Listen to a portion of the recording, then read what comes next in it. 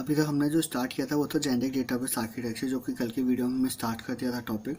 तो इसमें बताया था मैंने कल कि आपको 3 लेवल्स होते हैं या 3 लेयर्स होती हैं जो हमें ब्रॉडर स्पेक्ट्रम पे डीबीएमएस का आर्किटेक्चर एक्सप्लेन करते हैं, ठीक है।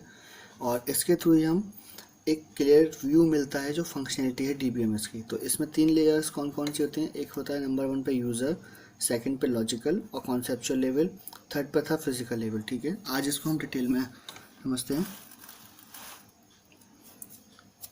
तो पहले है यूज़र, ठीक है, यूज़र और व्यू लेवल।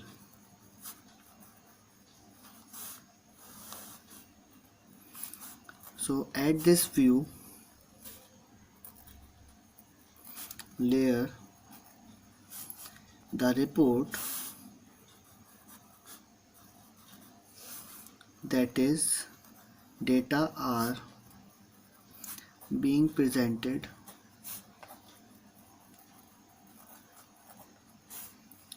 according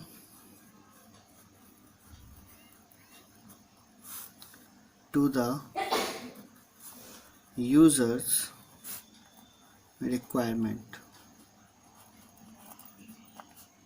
तो जो यूज़र और व्यू लेवल है, तो इस लेयर पर जो होता है, जो डेटा है और जो रिपोर्ट है, वो प्रेजेंट की जाती है जैसे हमें यूज़र की रिक्वायरमेंट होती है, ठीक है। अगर यूज़र ने कुछ रिक्वायरमेंट दी है तो उसके अकॉर्डिंग ही यहाँ पर डेटा प्रेजेंट किया जाएगा, okay.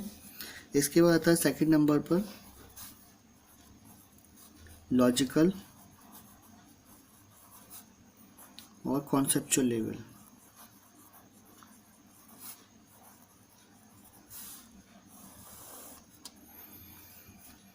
All kind of operations whether mathematical or logical are performed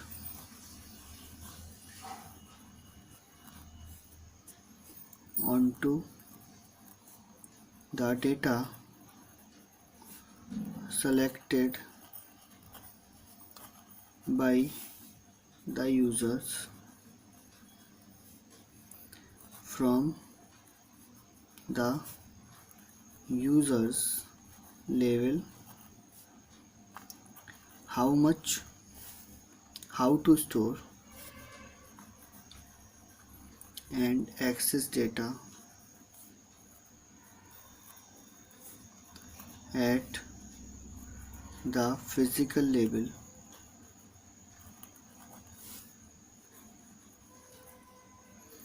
and to present data at the user level, ठीक है।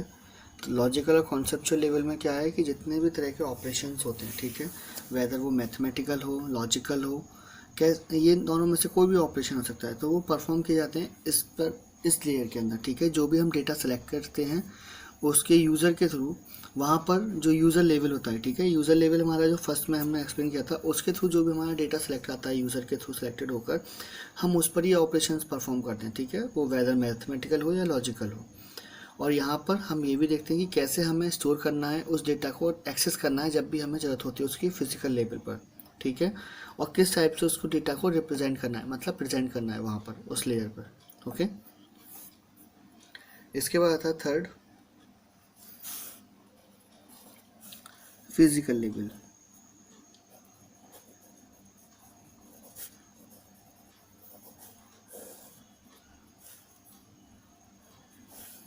तो here we get to know how and where the data are being stored। तो physical level पर हमें ये पता चलता है कि कैसे और कहाँ पर हमारा डेटा जो है स्टोर किया गया है, ठीक है, ताकि हम उसको यूज़ कर पाएँ, okay. So it is clear that each label has its own role or work, functionality,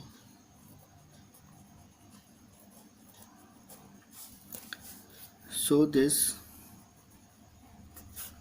comes under data independence.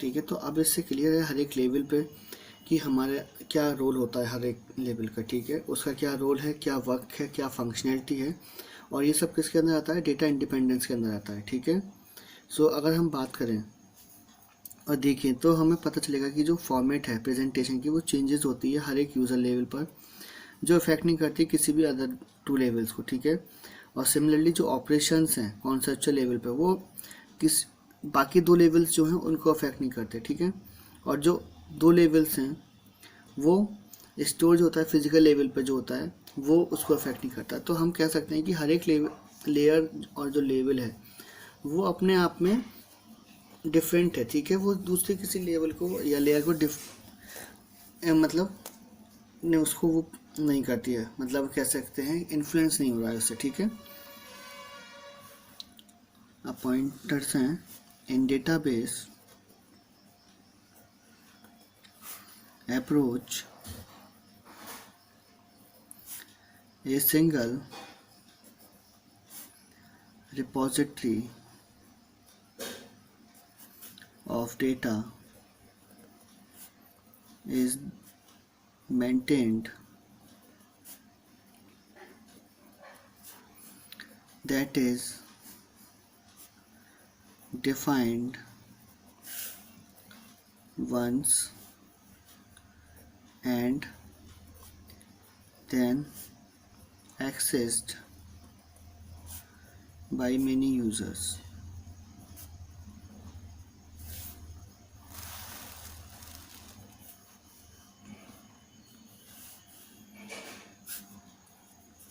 The fundamental characteristics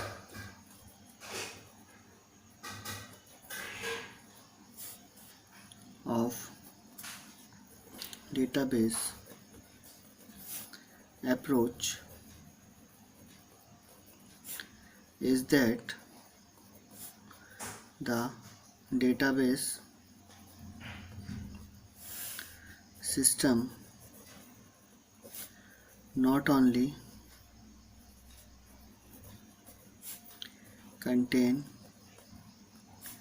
data but it contains complete definition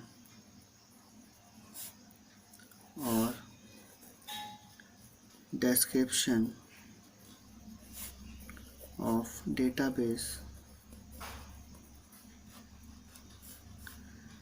structure and constraints.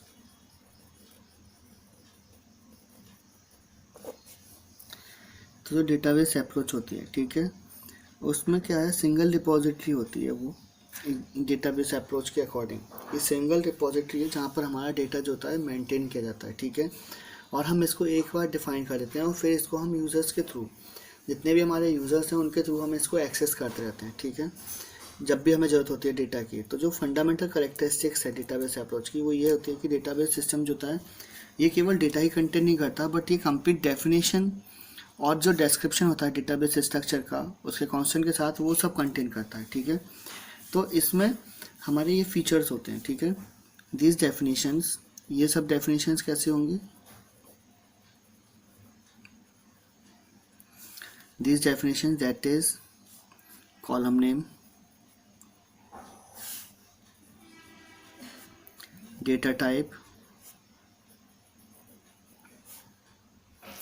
इसके अलावा size etcetera. ठीक है, are stored in a system catalog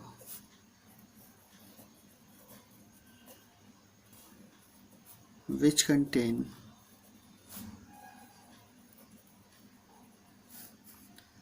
the information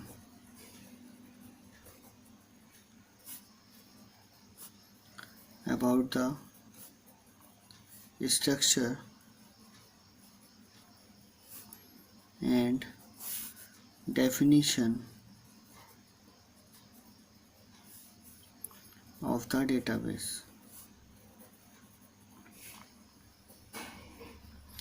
तो ये सब definitions क्या होती हैं? जो कॉलम नेम होता है, डेटा टाइप होता है, साइज होता है, ये सब क्या है? ये सब हमारे कैटलॉग में स्टोर होते हैं, ठीक है। डेटा डेफिनेशंस जो कंटेन करते हैं इंफॉर्मेशन अबाउट उसके स्ट्रक्चर के बारे में, ठीक है, या डेफिनेशन क्या है डेटाबेस की उसके बारे में।